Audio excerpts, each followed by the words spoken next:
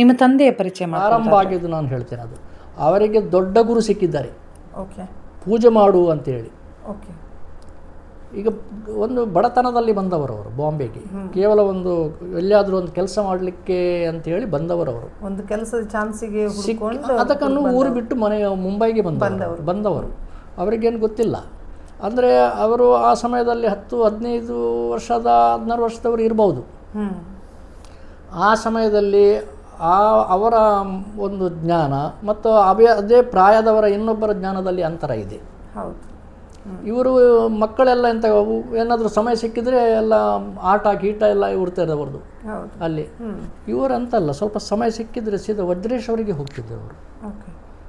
ನಿತ್ಯಾನಂದ ಆಶ್ರಮ ಅಂತ ಅಲ್ಲಿ ಏನೋ ಒಂದು ಅವರಿಗೆ ಅವರನ್ನು ನೋಡಬೇಕು, ಅವ್ರದ್ದು ದಿನಚರಿ ಹೇಗೆ ಉಂಟು ಅಂತೇಳಿ ಒಂದು ಕಾತರ, ಅವ್ರದ್ದು ಒಂದು ಕುತೂಹಲ, ಒಂದು ಕ್ಯೂರಿಯಾಸಿಟಿ ಅಂತ ಹೇಳ್ತಾರೆ ಅಲ್ಲ, ಅವರದ್ದು ನೋಡಿ ಅಲ್ಲಿಗೆ ಹೋದ್ರು ಅವರು. ಇದು ಪ್ರಾರಂಭದ ಭಾಗ. ಅವರದ್ದು ಪೂಜೆಗೆ ಪ್ರಾರಂಭ ಹೇಗೆ ಆಯಿತು, ಪ್ರಾರಂಭ ಹೇಗೆ ಆಯಿತು. ಇಲ್ಲದಿದ್ದರೆ ಅವರು ಪೂಜೆ ಇಲ್ಲಿ ಕೆಲಸಕ್ಕೆ ಬಂದವರು. ಅಲ್ಲಿ ನಿತ್ಯಾನಂದ ಆಶ್ರಮಕ್ಕೆ ಹೋಗಿ ನಿತ್ಯಾನಂದ ದೇವ ಅವರನ್ನು ಗುರುಗಳನ್ನು ಅವರು ಭೇಟಿ ಮಾಡಿದರು, ದರ್ಶನ ಮಾಡಿದರು. ದರ್ಶನ ಮಾಡಿದ ನಿತ್ಯಾನಂದ ಸ್ವಾಮಿಯವ್ರನ್ನ ದರ್ಶನ ಮಾಡಿದ್ರು ನಿಮ್ಮ ತಂದೆ ದರ್ಶನ ಮಾಡಿದರು. ಆ ಸಮಯದಲ್ಲಿ ದರ್ಶನ ಮಾಡಿದರು. ಅದಕ್ಕೆ ಹೋಗದವರು ಅವರು, ಅಲ್ಲಿ ಹೋಗಿ ದರ್ಶನಕ್ಕೋಸ್ಕರನೇ ಹೋದವರು. ಅಷ್ಟು ದೂರ ಹೋಗಿ ನೋಡಿ, ಅಷ್ಟು ಒಂದು ಈ ಸ್ವಾಮಿಯವರದ್ದು ಭಕ್ತಿ ಬರಬೇಕಾದ್ರೆ ಅಲ್ಲಿ ಕೂಡ ವಿಶೇಷ ಇತ್ತು ಅವರಲ್ಲಿ, ಅವರ ಹತ್ರ. ಇದರಲ್ಲಿ ಇಲ್ಲದ್ರೆ ಅವರ ಪ್ರಾಯದಲ್ಲಿ ಎಲ್ಲ ಮಕ್ಕಳು ಹುಡುಗಾಟದಲ್ಲಿ ಇದ್ದವು, ಮತ್ತೆ ಹೋಗುದು ಸಹ ವ್ಯವಸ್ಥೆ ಇರಲಿಲ್ಲ. ಹೇಗೆ ಹೋಗಿದ್ದಾರೆ ಅವರಿಗೇ ಗೊತ್ತು. ಅಲ್ಲಿ ಹೋಗಿ ಅವರು ಎಂತ ಹೇಳಿದ್ರು, ಅವರು ಅಲ್ಲಿ ನಿಂತು ಬಿಟ್ರು ಅವರು. ಅಲ್ಲಿ ಆಶ್ರಮ ಇದೆ, ಅಲ್ಲಿ ಆಶ್ರಮ ಅಂತ ಹೇಳಿಲ್ಲ, ಅವರು ಜಸ್ಟ್ ಹೋದವರು, ಮಕ್ಕಳಾಟಿಕೆಯಲ್ಲಿ ಹೋದವರು. ಇವರು ರಾತ್ರಿಯಲ್ಲಿ ಏನು ಮಾಡ್ತಾರೆ ಅಂತೇಳಿ ನೋಡುವ ಕುತೂಹಲ. ಎಲ್ಲಿ ತಪಸ್ಸಿಗೆ ಹೋಗ್ತಾರಾ ಅಥವಾ ದೇವರನ್ನೇರ ಕಾಣ್ತಾರ ಇವರು? ಒಂದು ದೊಡ್ಡ ಗುರುವಲ್ಲ, ಜಗದ್ಗುರು ಟೈಪ್ ಸಮಯ.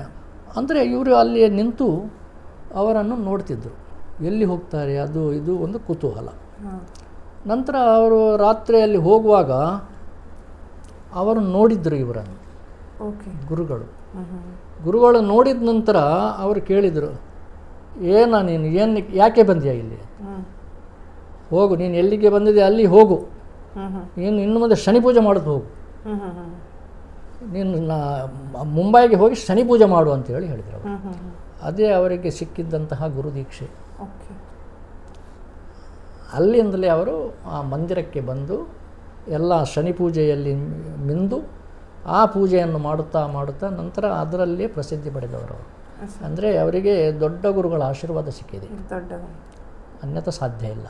ನೋಡಿ, ಈಗ ಅಷ್ಟು 60 ವರ್ಷಗಳ ಕಾಲ ದೀರ್ಘಕಾಲ ಭಗವಂತನ ಸೇವೆ ಮಾಡಿ ನೋಡಿ, ಎಲ್ಲ ಸೇರಿದ ಭಕ್ತರಿಗೆಲ್ಲ ಶನೇಶ್ವರ ದೇವರ ಮಹಿಮೆಯನ್ನು ಅವರಿಗೆ ಭಕ್ತರಿಗೆಲ್ಲ ಹೇಳಿದಂತಹ ವ್ಯಕ್ತಿ ನನ್ನ ತಂದೆಯವರು. ಅವರು ಕೊಟ್ಟದ್ದು ನೋಡಿ, ಅದು ಗಣಪತಿ. ಅವರು ಹೇಳಿದ್ರು, ಹೊಸ ಮನೆ ಏನಾದರೂ ಆದರೆ ಅಲ್ಲಿ ಇಟ್ಟು ಬಿಡು ಅಂತ ಹೇಳಿದರು ಅವರು. ಅದನ್ನು ತಂದು ಅಲ್ಲಿ ಇಟ್ಟುಬಿಟ್ಟೆ. ಅಲ್ಲಿ ಇಟ್ಟುಬಿಟ್ಟ ನಂತರ ಇಷ್ಟು ಎಲ್ಲ ಪೂಜೆ ಅವರಿಗೆ ಮಾಡಲಿಕ್ಕೆ ಕಾರಣ ಉಂಟು.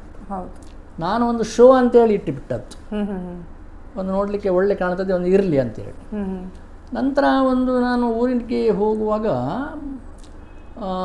ಒಂದು ನಮ್ಮದು ಮಾವ ಬೀಳುವವರು ಅವರಿಗೆ ಏನೋ ಒಂದು ಕೇಳಲಿಕ್ಕೆ ಇತ್ತು, ಒಂದು ಭಟ್ರಲ್ಲಿ ಹೋಗಿ, ನಿನಗೇನಾದರೂ ಕೇಳಲಿಕ್ಕೆ ಉಂಟ ಇಲ್ಲಿ? ನನ್ನ ಹತ್ರ ಎಂತ ಕೇಳಿದ್ರು? ಕೇಳುವಂಥ ವಿಷಯನೇ ಇಲ್ಲ ನನ್ನ ಹತ್ರ. ನಾನೆಲ್ಲ ಹೇಳಿದೆ, ಇಲ್ಲ, ಏನು ಕೇಳಲಿಕ್ಕಿಲ್ಲ ನಾನು ಅಂತ ಹೇಳಿದ್ರು. ಏನು ಹೇಳಬೇಡಿ ನನ್ನ ಹತ್ರ, ಕಾಳಿ ನಿಮ್ಮದು ಹೆಸರು ಹೇಳಿ ಅಂತ ಹೇಳಿದರು.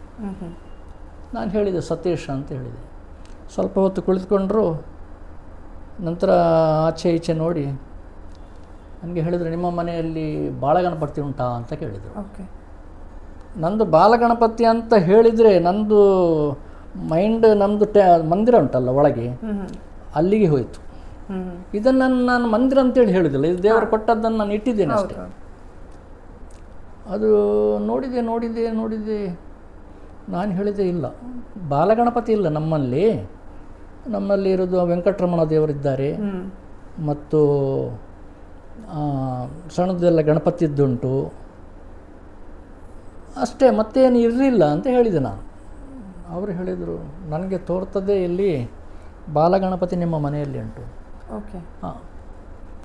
ಅವರು ತೋರ್ತದೆ ಅಂತ ಹೇಳ್ತಾರೆ, ನಾನು ನಮ್ಮ ಮನೆಯಲ್ಲಿ ಇಲ್ಲ ಅಂತೇಳಿ ಹೇಳಿದೆ. 3-4 ಸಾರಿ ಹೇಳಿದೆ, ನಮ್ಮ ಮನೆಯಲ್ಲಿ ಬಾಲಗಣಪತಿ ಇಲ್ಲ. ವೆಂಕಟರಮಣ ದೇವರದ್ದು ಮೊದಲಿತ್ತು ಫೋಟೋ, ನಂತರ ನಂದು ಮಾವ ಹೇಳಿದರು, ನೀನು ಎಂಟ್ರಿ ಮಾಡುವಾಗ ಒಂದು ಅದೆಂಥದ್ದು ಅಲ್ಲಿ ಒಂದು ಫೋಟೋ ಇಟ್ಟಿದ್ದೆಲ್ಲ ಮೇಲೆ ಗಣಪತಿ ಮೂರ್ತಿ ಟೈಪು. ಆವಾಗ ಸ್ಟ್ರೈಕ್ ಆಯಿತು ನನಗೆ, ಬಾಲಗಣಪತಿ ಉಂಟು, ಸಾರಿ ಅಂತ ಹೇಳಿದೆ. ನಂದು ಇದುಂಟಲ್ಲ ಇದು ಜ್ಞಾನ ದೇವಸ್ಥಾನದಲ್ಲಿ ಹೋಯ್ತು, ಮಂದಿರದಲ್ಲಿ, ಇಲ್ಲಿ ಬರಲೇ ಇಲ್ಲ. ನಂತರ ಹೇಳಿದೆ, ಅವರು ಹೇಳಿದ್ರು 4-5 ಸಾರಿ ಹೇಳಿದರು ನನಗೆ, ಇಲ್ಲಿ ತೋರ್ತದೆ ಅಂತೇಳಿ. ಹಾಂ ಹೌದು, ಬಾಲಗಣಪತಿ ಉಂಟು, ಕ್ಷಮಿಸಬೇಕಂತ ಹೇಳಿದೆ. ಇಟ್ಟಿದ್ದೀರಿ ನೀವು, ಪೂಜೆ ಬೇಕಂತ ಕೇಳ್ತಾ ಇದ್ದಾರೆ ಅವರು. ಅರೆ ಬಾಬು, ಪೂಜೆ ಅಂದರೆ ಹೇಗೆ ಮಾಡೋದು ನಾವು? ಪೂಜೆ ನೋಡಿ, ನೀವು ಮಂದಿರದಲ್ಲಿ ಪೂಜೆ ಮಾಡ್ತೀರಲ್ಲ, ಅದೀಗ ಮೊದಲು ಹೀಗೇನೆ ಇಟ್ಟಿದ್ದೀರಿ, ಈಗ ಸ್ವಲ್ಪ ಅದಕ್ಕೆ ಒಂದು ಹಾರ ಹಾಕಿ, ಅಗರಬತ್ತಿ ಏನಾದರೂ ಇದ್ದರೆ ಅದು ಹಾಕಿ, ನಂತರ ಪ್ರಸನ್ನ ಆಗ್ತಾರೆ ಅವರು. ಅವರಿಗೆ ಗೊತ್ತು, ಅವರಿಗೆ ಬೇಕಾದಂಥ ವಸ್ತು ಕೊಡಲಿಕ್ಕೆ ನಮ್ಮಿಂದ ಸಾಧ್ಯ ಇಲ್ಲ, ಆದರೆ ಒಂದು ಶ್ರದ್ಧಾಪೂರ್ವಕವಾಗಿ ಭಕ್ತಿಪೂರ್ವಕವಾಗಿ ಪೂಜೆ ಮಾಡಿದ್ರೆ ಅವ್ರು ಪ್ರಸನ್ನ ಆಗ್ತಾನ ಅಂತ ಹೇಳಿದರು. ನಂತರ ಇದನ್ನು ವಿಶೇಷವಾಗಿ ಈ ಆರಾಧನೆ ಮಾಡಲಿಕ್ಕೆ ನಾನು ಅದು ತಂದೆ ಕೊಟ್ಟದ್ದು, ಅದು ಭಟ್ರು ಕೊಟ್ಟದ್ದು. ಅಂದರೆ ಅದರಿಂದ ಎಲ್ಲ ಕಲೆ ಅಲ್ಲಿ ಮೂಡಿ ಬಂದಿದೆ. ಅಂದರೆ ಒಂದು ಮಾತು ಹೇಳ್ತಾರೆ, ದೇವರು ಪ್ರತ್ಯಕ್ಷವಾಗಿ ತೋರುದಿಲ್ಲ, ಭಟ್ರ ರೂಪದಲ್ಲಿ. ಸರಿ, ಅದು ತಂದೆ ಕೊಟ್ಟದ್ದು, ಅವರು ಹೇಳಿಕೊಟ್ಟದ್ದು. ಹೊಸ ಮನೆ ಆದರೆ ಇಲ್ಲಿ ಇಡು ಅಂತೇಳಿ ಅದು ಆಯಿತು. ಅಲ್ಲಿ ಇಟ್ಟೆ, ನಮಗೆ ಗೊತ್ತಿರಲಿಲ್ಲ. ನಂತರ ಭಟ್ರ ಮುಖೇನವಾಗಿ ನಮಗೆ ಗೋಚರಕ್ಕೆ ಬಂದು ಅದು ವಿಶೇಷ ಪೂಜೆಯಲ್ಲಿ ಸಲ್ಲಬೇಕು, ಅಲ್ಲಿ ನೆಲೆಸಿದ್ದಾನೆ ಅವ ಅಂತ. ನಂತರ ಅಲ್ಲಿಗೆ ಈಗ ಎಲ್ಲ ದೇವರಿಗಿಂತಲೂ ವಿಶೇಷವಾಗಿ ಎಲ್ಲ ಬಗರಿಗೆ ಒಂದೆರಡು ಬನಾನ ಇಟ್ಟರೆ, ಬಾಳೆಹಣ್ಣು ಅಲ್ಲಿ ನಾನು 7-8 ಬಾಳೆಹಣ್ಣು ಇಟ್ಟುಬಿಡ್ತೇನೆ. ಎಲ್ಲ ಅವರಿಗೆಲ್ಲ 2 ಎಲ್ಲ ದೇವರಿಗೆ ಒಂದೊಂದು ಬತ್ತಿ ಇಟ್ಟರೆ ಇಲ್ಲಿ 2 ಇಟ್ಟಿದ್ದೇನೆ ವಿಶೇಷವಾಗಿ. ಅದಾಯಿತು. ಮತ್ತೊಂದಾಯಿತು, ನೀವು ದುರ್ಗಾ ಮಾತೆಯದ್ದು ಫೋಟೋ ಉಂಟಾ ಅಂತ ಕೇಳಿತು. ದುರ್ಗೆದ್ದು ಅಲ್ಲಿತ್ತು, ಘಾಟ್ಕೊಪ್ಪರ್ನಲ್ಲಿ. ಅಲ್ಲಿ ನಾನು ಪೂಜೆ ಮಾಡುವಾಗ ಕೂಡ ಅಲ್ಲಿ ಇತ್ತು. ಒಂದೊಂದು ಸಾರಿ ತಂದೆಯವರು ಇರುವುದಿಲ್ಲದ್ರೆ ನಾವು ಪೂಜೆ ಮಾಡ್ತೇವೆ, ಅಲ್ಲಿ ಇತ್ತು.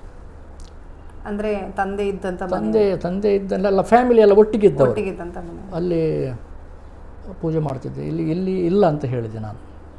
ಆದರೆ ನೀವು ಪೂಜೆ ಮಾಡ್ತಿದ್ರಲ್ಲ ಮೊದಲು? ಹೌದು, ಪೂಜೆ ಮಾಡ್ತಿದ್ದೆ. ಘಾಟ್ಕೊಪ್ಪರ್ನಲ್ಲಿ ತಂದೆಯ ಮನೆಯಲ್ಲಿರುವಾಗ ಅಲ್ಲಿ ಪೂಜೆ ಮಾಡ್ತಿದ್ದೆ. ಈಗ ನಾವು ಇಲ್ಲಿ ಶಿಫ್ಟ್ ಆಗಿದ್ದೇವೆ ಅಂತ ಹೇಳಿದೆ. ಇದನ್ನೇ ಬಂದಿದ್ದಾರೆ, ಬಾಗಿಲ ಬಳಿಯಲ್ಲೇ ನಿಂತಿದ್ದಾಳೆ. ಅಂದರೆ ನೀವು ನಿಮ್ಮ ತಂದೆಯ ಮನೆಯಿಂದ ಇಲ್ಲಿ ಪೂಜೆ ಮಾಡ್ತಿದ್ದೇವೆ. ಅಲ್ಲಿಂದ ನಾವು ಇಲ್ಲಿ ಶಿಫ್ಟ್ ಆದ ನಂತರ ಆ ಮಾತೆ ಉಂಟಲ್ಲ, ಅಲ್ಲಿ ಫೋಟೋ ಈಗಲೂ ಉಂಟು. ಅದು ಕಮ್ಮಿಂತಲೂ ಕೂಡ 70 ವರ್ಷದ ಫೋಟೋ ಅದು. ಅಷ್ಟು ದೀರ್ಘಕಾಲದ ಫೋಟೋ ಅದು. ಅಲ್ಲಿ ಪೂಜೆ ಮಾಡ್ತಿದ್ದೇವೆ ನಾವು. ಅದು ಗೊತ್ತಿಲ್ಲ ನನಗೆ. ಆದ್ದರಿಂದಲ ನನ್ನ ಇದು ಬಾಯಿಯಲ್ಲಿ ಉಂಟಲ್ಲ, ಎಷ್ಟು ಸಾರಿ ಅಮ್ಮ ಅಂತೇಳಿ ಬರ್ತಿದ್ವಿ ನನಗೆ ಗೊತ್ತಿಲ್ಲ. ಕಟ್ಟ ಕಡೆಗೆ ನೋಡಿ, ಅವ್ರದ್ದು ಎಂಡ್ ಹೇಗೆ ಆಯಿತು, ಅಂತ್ಯ ಹೇಗೆ ಆಯಿತು ಅದು ಹೇಳ್ತಾರೆ ನಿಮಗೆ. ಇದು ವಿಶೇಷ. ಒಂದು ದಿವಸ ಮನೆಯಲ್ಲಿ ಕೂತವರೇ ಹೇಳಿದರು, ಆವಾಗೆಲ್ಲ ಕ್ಯಾಸೆಟ್ ಇತ್ತು. ಅವರು ಹೇಳಿದರು, ನಮ್ಮಂತರಲ್ಲಿ ಶನಿ ಪೂಜೆದ್ದು ಕ್ಯಾಸೆಟ್ ಎಲ್ಲ ಉಂಟಲ್ಲ, ಅದು ಹಾಕು ಅಂತ ಹೇಳಿದರು ಅವರು. ಕೊನೆಯ ಸಮಯದಲ್ಲಿ ನಮಗೆ ಗೊತ್ತಿಲ್ಲ, ನಾವೆಂತ ಎಣಿಸಿದ್ವಿ, ಅವನೇನೋ ಒಂದು ಕೇಳಲಿಕ್ಕೆ ಇಂಟ್ರೆಸ್ಟ್ ಇರಬೇಕು ನೋಡುವ ಅಂತೇಳಿ ಆ ಕ್ಯಾಸೆಟನ್ನಲ್ಲಿ ಹಾಕಿದರು. ಕ್ಯಾಸೆಟನ್ನು ಹಾಕಿ ಎಲ್ಲ ಬಹಳ ಇದರಲ್ಲಿ ಅವರದ್ದೊಂದು ಆಸಕ್ತಿಯಿಂದ ನೋಡ್ತಿದ್ರಲ್ಲಿ. ನೋಡಿ ಗ್ರಂಥ ಎಲ್ಲ ಸಂಪೂರ್ಣ ಆಯಿತು. ಎಲ್ಲ ಆರತಿ ಎಲ್ಲ ಆಗ್ತಾಯಿತ್ತು. ಗ್ರಂಥ ಮುಕ್ತಾಯ ಆಯಿತು, ಆರತಿ ಆಯಿತು. ಆರತಿ ಆಗಲು ಬಹಳ ಆಸಕ್ತಿಯಿಂದ ನೋಡ್ತಿದ್ರು ಅವರು. ಈ ಕೈಯಲ್ಲಿ ಉಂಟಲ್ಲ, ಹೀಗೆಲ್ಲ ಮಾಡಿ, ತಲೆ ಹೀಗೆ ಮಾಡಿ ಎಲ್ಲ ಬಹಳ ಆಸಕ್ತಿಯಲ್ಲಿ ಭಕ್ತಿಯಲ್ಲಿ ನೋಡ್ತಿದ್ದು. ನಂತರ ಈ ಆರತಿ ಮುಗಿಯಿತು. ಆರತಿ ಮುಗಿದ ನಂತರ ಇವರು ಕೂಡ ಅದನ್ನು ನೋಡಿ ಎಲ್ಲ ಕರಿತಾ ಇದ್ರು. ಅದೇ ರೀತಿಯಾದಂಥ ಕರೆ ನಿಮಗೂ ಬರ್ತದೆ? ಹೌದು. ಈಗ ನೋಡಿ, ನಿಮ್ಮ ತಂದೆಯಿಂದ ಪರಿಚಯ ನೀವು ಹೇಳಿದ್ದು ಒಳ್ಳೆ ಪ್ರಶ್ನೆ ಆಯಿತು. ಸತೀಶ್ ಕೋಟ್ಯಾನ್ ಅಂತ ಹೇಳಿದರೆ ಯಾರಂತ ಹೇಳಿದರೆ, ಕೆಲವರಿಗೆ ನನ್ನ ಪರಿಚಯ ಇರುವುದಿಲ್ಲ, ಕೆಲವರಿಗೆ ಇರ್ತದೆ. ಈಗ ಎಲ್ಲ ಕಡೆಯಲ್ಲಿ ನಾನು ಪೂಜೆಗೆ ಹೋಗ್ತೇನೆ, ಎಲ್ಲರಿಗೂ ಪರಿಚಯ ಆಗಿದೆ. ಈಗ ಪರಿಚಯ ಇಲ್ಲದವರಿಗೆ ಇವರದ್ದು ಗುರ್ತಾಯ್ತು ಅಂತ ಹೇಳಿದರೆ ಪೂಜೆ ನೋಡ್ತೀನಿ. ಇದು ವೆಸ್ಟರ್ನ್ ಇಂಡಿಯಾದಲ್ಲಿ ಇದ್ದಾರೆಲ್ಲ ಅವರು. ಸಾಲೇನು ಗೊತ್ತಾ, ಅದು ಅವರದ್ದು ಹೆಸರು ಯಾರಿಗೆ ಗೊತ್ತಿಲ್ಲ, ಅವರದ್ದು ಮಗ ಓಹ್ ಅಚ್ಚಾ. ಆದಾಗ ಸ್ವಲ್ಪ ರಿಯಾಕ್ಷನ್ ಹೆಚ್ಚಾಗ್ತದೆ. ಒಂದು ಕ್ಲೋಸ್ನೆಸ್ ಅಂತ ಹೇಳ್ತೇವಲ್ಲ, ಆವಾಗ ಸ್ವಲ್ಪ ಗೌರವ ಹೆಚ್ಚು ಸಿಗ್ತದೆ. ನಾರಾಯಣ ಸಾಲಿಯನ್ರವರ ಮಗ ಅಂತೇಳಿ. ಅವರಿಗೆ ವಿಶೇಷವಾದಂತಹ ಒಂದು ಸ್ಥಾನಮಾನ ಇತ್ತು ಎಲ್ಲ ಕಡೆಯಲ್ಲಿ ಕೂಡ. ನನಗೆ ಕೂಡ ಒಂದು ಒಳ್ಳೆ ಗುರು ಸಿಕ್ಕಿದ್ದಾರೆ ಅಂತ ಹೇಳಿ ಎಣಿಸಬೇಕು ನಾವು.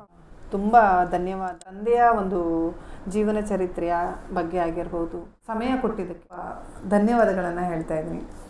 ಧನ್ಯವಾದ ಧನ್ಯವಾದ ಧನ್ಯವಾದ.